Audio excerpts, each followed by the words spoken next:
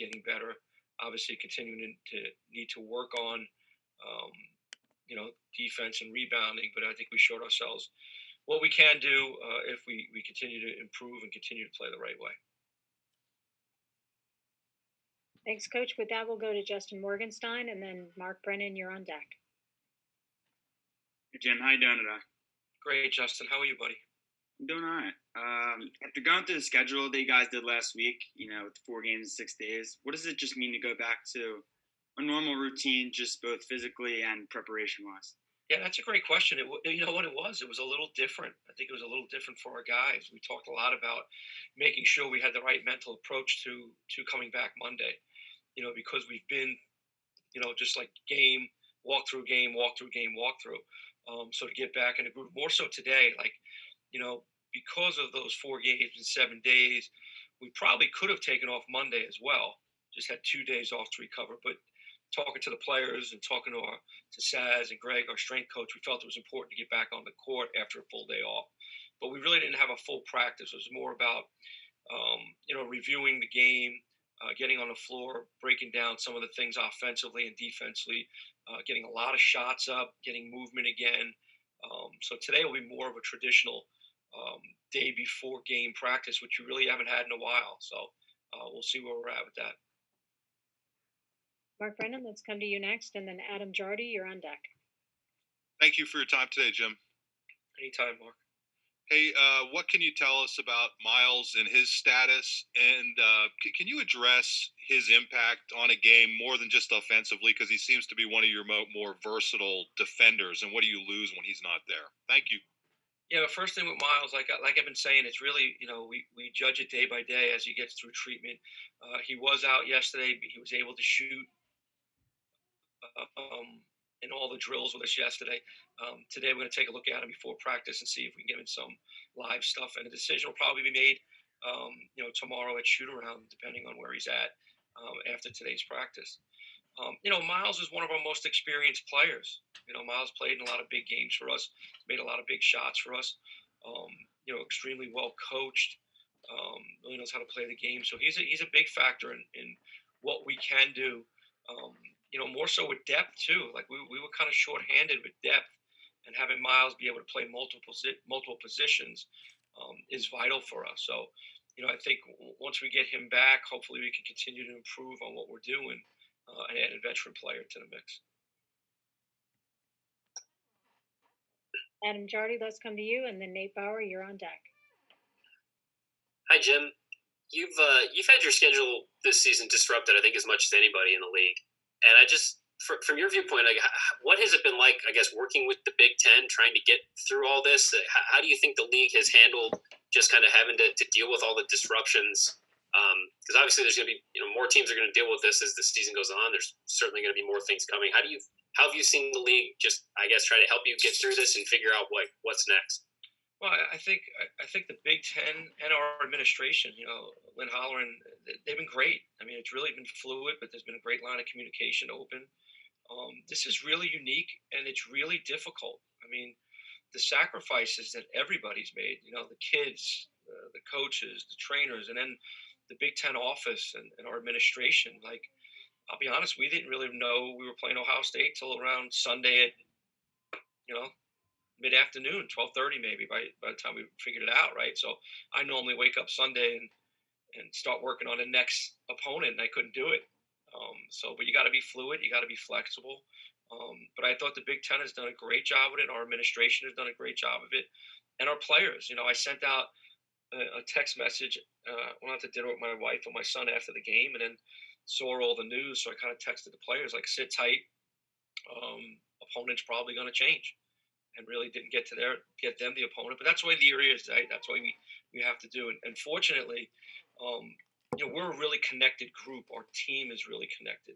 And I mean that, by the way we play, but also there's always constant communication amongst our players and our staff, and we're all on top of it. And we're just, being able to flip the switch very quickly, you just have to be able to do it. Thanks, Coach. Nate, let's come to you. And then Corey Geiger, you're on deck. Jim, just given the timing of the pause, right? You were about to go to Columbus. How much of the prep that you did the first time around carried through for this? Did that alleviate anything, I guess, in terms of preparing for the team? I'm a creature of habit. So even though I did have the scouting report done in my mind, it's still 2 weeks later, 2.5 weeks later. They've gotten better. So I kind of basically go back and start from scratch. I mean, this, 2-3 weeks can really change a team on what they're doing or how they're playing. I mean, it's doing it for us. So I kind of just scrapped what I had done before and then refocus. My staff, these guys, they're awesome, man. They do such a great job. So they're on top of it. I mean, Ross Condon, as soon as we got that call, man, boom, right to it, breaking everything down. Hudash, Ergs, whoever scouted it, they really get reorganized and get refocused because, I am such a one day at a time guy. I've always been that. I'm always a one opponent at a time guy. So, yes, I was a little anxious Sunday morning. I needed something to do to watch. So I watched our game over again, but waiting to find out who you have and then just get to work quickly. And again, having experienced guys on our staff really hitting the ground running helps us with that. And then again, obviously, there's some stuff that was already done that still held true for going into this game. Corey, let's come to you next, and then Tandy Luce, you're on deck. Jim, you mentioned a couple of times early in the season that your team was confident. You felt you could beat anybody based off some of the accomplishments of recent years. Did you sense that wane at all in the 0-5 start, or was this group still? Did they still feel like they were close and they could go out and beat anybody? Yeah, Corey, I really don't think we waned at all. I mean, it wasn't even just the success that we had in prior years, the success that we had early season. I mean, we went on a road and beat top, I don't know what they were, 15 of the country. They just beat Villanova. We beat Virginia Tech. Seton Hall's a really good team. We know we were just as good, if not, we should have won that game. Even the Michigan game at Michigan, we lost close. No one's lost close to those guys. No, we have confidence. I think it was more of getting games under our belts. Like I've been saying that for a while, and I don't want to be a broken record. I'm certainly not trying to use it as an excuse. We just hadn't played that many games. And for guys that have played before, the rhythm of the game, the flow. We never were able to get into it. And we played a really tough schedule. And we've talked about it all the time in this league. You have to have tough skin. You got to be able to move on quickly. And you look at it like, I got several texts from coaches in our league, just, saying what an unbelievable job we did at the end of this week to do what we do and win 2 more games. And a bunch of schools are going through it, right? Rutgers lost a bunch in a row, and then they go out and beat Indiana, people are losing it. This league is just unbelievable. So you can't win. And I don't think our guys' confidence did. And I put that back again to how connected we are as a group.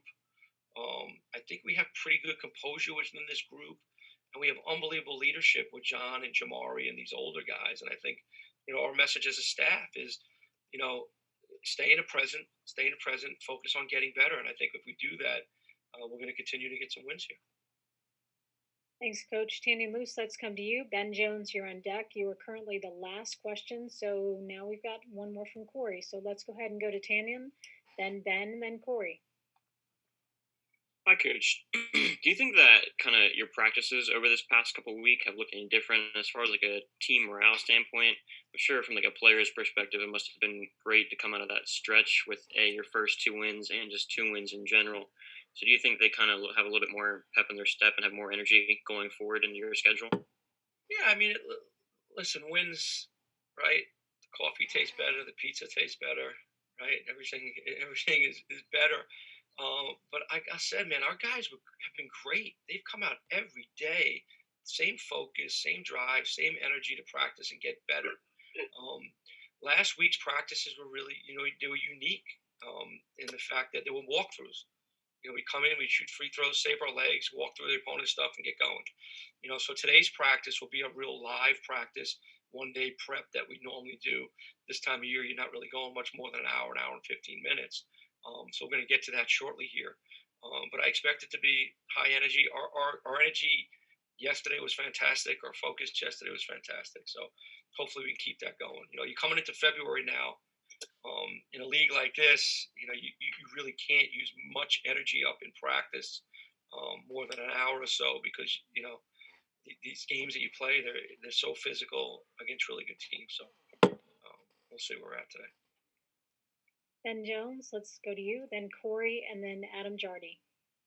Jim, this is sort of a hypothetical, but when you took the job here as an assistant under Pat, what was your 5-year, 6-year plan in your head after so many years of being a head coach? And did you think, I mean, obviously not the circumstances that you got here, but did you think you would be in this position again at this point? What did you think you were going to do the next 5 or 6 years? Ben, that's again another good question. So I was a head coach, for 19 years. Had a lot of success, and I'd always said to myself, gee, I would love to get a sabbatical and just kind of keep learning, see what other people are doing. I didn't really want the sabbatical that way. And then when Pat gave me the opportunity, it was an unbelievable opportunity for me, because I was coming into the best conference in the country, and working with someone that was going to really give me a lot of input and a big role. And then I really used this time to get better. I became a better coach over my 3 years here as an assistant, being able to compete against some of the greatest coaches in this league, and working with the staff here and getting better. I always said I always wanted to be a head coach again. It was always a goal of mine to be a head coach, but I also wanted to use this time to get better. And I think I've done that. Obviously, being put into this situation was very different. I would never think anything like this. But it was an opportunity, and it is an opportunity for me to get better and coach. So my goal has always been to be a head coach. And I would like to be a head coach, but that stuff will work itself out. Corey, let's come back to you, and then we're going to go to Adam Jardy and Mark Wogenrich. Jim, we don't get to talk to Sandy Barber very often. I'm assuming we will get to speak with her at 3:00, and I'm sure one of the things she'll be asked about is the future of the men's basketball program. Does it affect you and your players, even more so your players, at all right now, for today, for this week, do you see an impact on some of the questions or any uncertainty in the way you and your players go about things? You know what? We've been having the mentality of staying present from day one, and that's what we're doing. Our guys are doing a fantastic job of it. Our staff is doing a fantastic job of it. I think I'm doing a good job of it. Listen, I'm not out here to politic for this job. That's not what I'm doing. I'm coaching this team. That's my job. It's about these kids. I am here to give these guys the best experience that they can have in an unprecedented year in this world, and that's been my focus. And you can ask anybody. I haven't worried about what's going to happen after this. If I'm telling the kids to stay present, I have to stay present. I'm the one with the most experience. We are focusing on this group, these guys, and making sure that these guys have the best experience. We're trying to win. We're trying to compete. We're trying to get to the NCAA tournament. I haven't had time to focus on what's next. And like I said, that stuff will take care of itself. And I'm certainly, like I said, I'm certainly not going to use a platform like this to take anything away from my guys or politic for a position. Jim, do you think your players are doing that they're just enjoying the present? I do. I really do. I don't think they're focused on that. I think for us to do what we've done this week, I think shows that. It shows how connected we are. It shows that we're in the present. They're not thinking about what happened in the past. They're not looking to see, okay, when the season ends, what's this going to be? Who's going to be the coach? I think we've done a good job, everybody, all of us, that we're staying present. And when you have to. This is such an unprecedented situation with COVID and things changing. For our mental health, I think it's the best thing for all of us to do.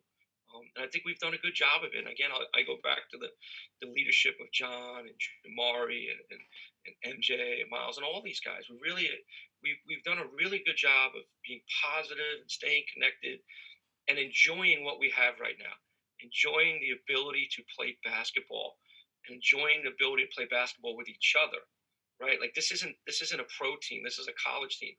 Your college team you only get for 1 year, right? Guys graduate, some guys transfer. So you really only have that team for 1 year. And I think that's what we're trying to really appreciate what we have right now and enjoy ourselves. Thank you. Thank you. Let's go next to Adam Jardy and then Mark Wogenrich, and then we'll go back to Nate Bauer. Jim, a few moments ago when you were talking about preparing for Ohio State the first time compared to preparing for them now, you said they've gotten better since you last scouted them. What has it been like preparing for this game? What do you see in this Ohio State team as you prepare to play them? Yeah, they're really, Chris Holtman does a fantastic job. They're really, really good team. In the past couple of years, they've started out well and kind of maybe fade a little bit. They're doing just the opposite now. You can just see them getting better and better. Really unselfish team, an exceptional passing team. Their pieces really fit well together. They can score the ball, inside. They can shoot mid-range. They shoot threes. Really good defensively. They've always been good defensively, really tight. You got to move them. You got to be disciplined to play against them. There was a reason they're ranked, I don't know what they are, top 15, top 10 in the country. Got really good players, really well coached. It's going to be a challenge. It's going to be a really good challenge. That's what this league is every night. You got to play a team like this. They're coming off a fantastic win at Wisconsin. Nobody wins at Wisconsin. And to see them play like that, E.J. Liddell is one of the most improved players in this conference. Kyle Young is just he's their John Harrar, man, just his toughness. And I think Dwayne Washington's having a fantastic year. So they got a lot of weapons. We're going to have to be really disciplined, and we're going to have to play really well. Thanks, Coach. Let's go to Mark Wogenrich, and then we'll wrap it up with a final question from Nate Bauer. Hi, Jim. Thanks. Earlier you had said the things you're trying to do are win to compete and to get to the NCAA tournament. Do you think this is a tournament team now, or can develop into one over the next 6 weeks? Yeah, I think we can develop into one. I think we're pretty close right now. I mean, we've had the hardest schedule in the country. We've had some good wins. We got a lot of opportunity ahead of us. We have to continue to play better. I think we have to continue to get better. And that's really the focus. Like, we really don't talk about it much as a team, about getting to the NCAA tournament, because if you focus on getting better every single day and do what you have to do to get better, then you're going to have an opportunity to be in that tournament. And that's what we're trying to do here.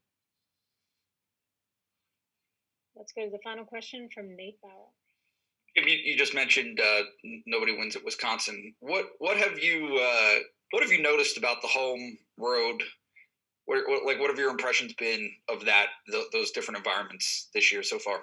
Yeah, it's definitely been different, Nate. It's kind of been a little strange, especially because the Big Ten, right? We lead the country in attendance every single year. So when you go in there and there's no crowd, it's definitely a little bit different. But ultimately, it still comes down to whoever plays well is going to win the game. And I think that's really played out. I mean, we've got so many good teams. It's still an issue. I mean, sleeping in your own bed, keeping to your own routine, I think really helps. It helps these younger guys. It helps college age guys. And that's how I think you see, maybe the home team is winning, continually still winning, even though the crowds aren't here. But our league, it's just so good, man. It's the best I've ever seen. So it really comes down to the team that can minimize the mistakes, and the team that can execute the best. And for us, it's the team that, whoever doesn't foul, we give ourselves a chance to win games. So I think it's playing out for everybody. You really got to just focus on who you are and play to the highest level you can.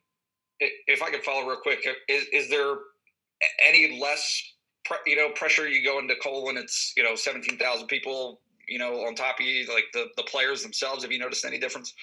You definitely notice the difference at Purdue.